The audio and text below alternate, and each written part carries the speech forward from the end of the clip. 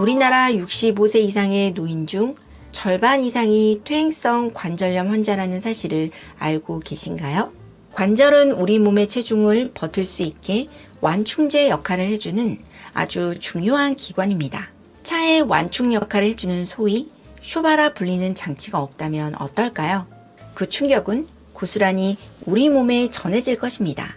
참고로 쇼바는 우리말로 완충기라고 하죠. 아무튼 관절이란 것은 쓰면 쓸수록 닳는 신체 부위입니다.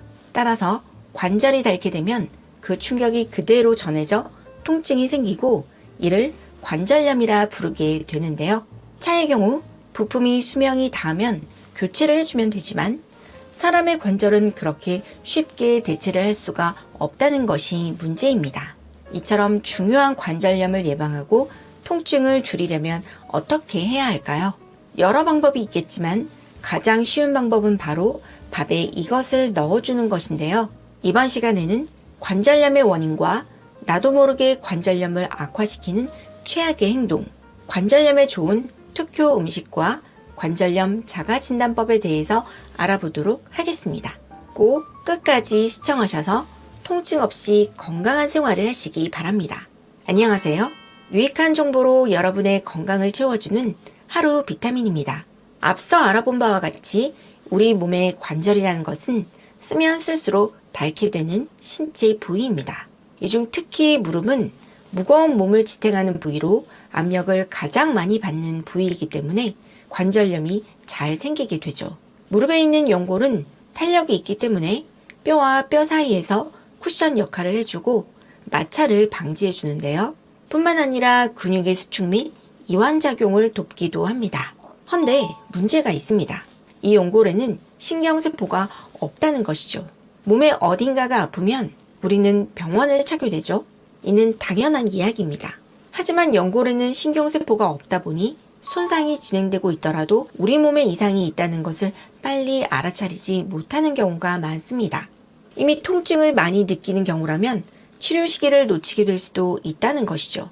이런 무릎 연골의 손상은 특히 여성분들에게 더 치명적입니다. 여성의 경우 기본적으로 무릎의 관절 연골 두께가 남성보다 얇고요. 근육량 자체도 적기 때문에 무릎 연골에 가해지는 부담이 상대적으로 크기 때문이죠. 때문에 같은 연골 손상을 입는 경우라도 퇴행성 관절염의 진행 확률이 더 높을 수가 있습니다. 앞서 우리나라 65세 이상의 노인 중 절반 이상이 퇴행성 관절염 환자라고 말씀을 드렸는데요. 왜 이렇게 많은 사람이 관절염으로 고통받게 되었을까요? 여기에는 여러 이유가 있겠지만 많은 사람들이 무의식 중에 관절에 좋지 않은 행동을 하고 있기 때문입니다. 먼저 관절에 아주 큰 무리를 주는 대표적인 세 가지 자세가 있습니다. 첫 번째 자세는 많은 분들이 예상할 수 있는 쪼그려 앉는 자세입니다. 양변기가 아닌 좌변기를 경험한 세대라면 이 자세를 쉽게 떠올릴 텐데요. 사실 이 자세는 뭔가 낮은 위치에서 간단한 작업 등을 할 경우 나도 모르게 취하게 되는 자세죠. 하지만 이 자세는 무릎 관절에 정말 안 좋은 자세이기 때문에 잠깐이라도 하지 않으시는 것이 좋습니다. 다음으로는 무릎을 꿇고 앉는 자세입니다. 이 자세는 명절 때면 자주 하게 되는 자세이기도 하죠. 하지만 무릎을 꿇고 앉는 자세 역시 관절이 지나치게 꺾이는 자세이기 때문에 관절에 무리를 많이 주게 됩니다. 마지막으로 양반다리 자세입니다. 양반다리 자세는 우리에겐 아주 익숙한 자세이지만 서양 사람들에게 시켜보면 10명 중 8, 9명은 이 자세를 취하지 못하거나 취한다고 해도 10초를 버티지 못하는 경우가 대부분인데요. 반대로 우리나라 사람들에게는 아주 편한 자세 중 하나죠. 하지만 이런 좌식 문화에서 비롯된 양반다리 자세는 사실 우리 무릎에 매우 좋지 않은 자세입니다. 여기까지는 관절에 해가 되는 행동들이었다면 관절을 위해 꼭 해야 하는 행동도 있습니다. 바로 운동인데요. 나이가 들면 자연스레 근육량이 감소하게 되죠. 이를 그냥 둘 경우 근육이 부담하던 우리의 몸의 무게와 압력을 관절이 온전히 다 받아야 하는 상황이 생기게 되는데요. 이로 인해 급속도로 관절 건강이 악화되게 되고요. 또 운동 부족으로 체중이 늘면 그 하중이 더해져 악순환이 반복되게 됩니다.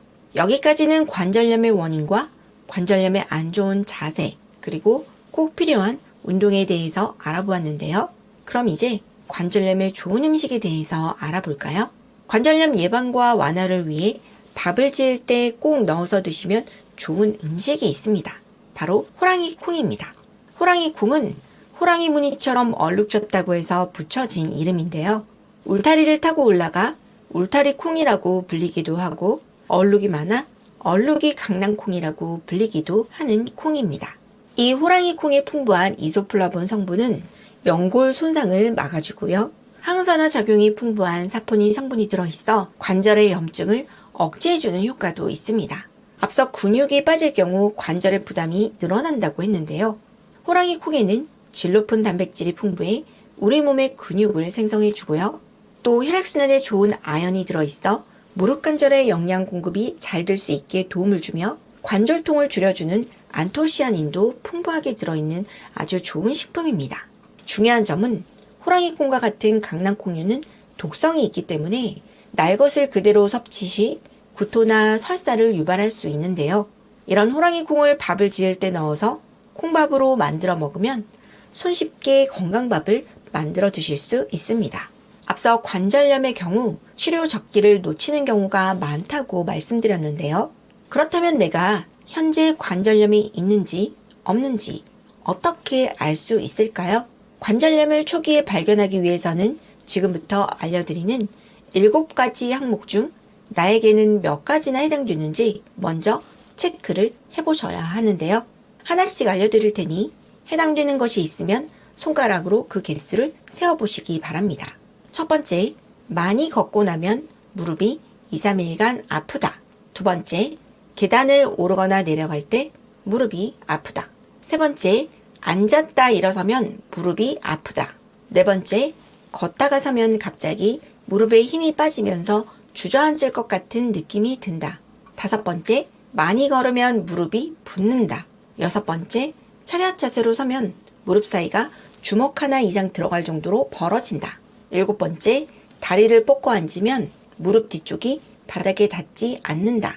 위의 사항들 중 해당 사항이 없거나 한 개만 있는 경우라면 축하드립니다.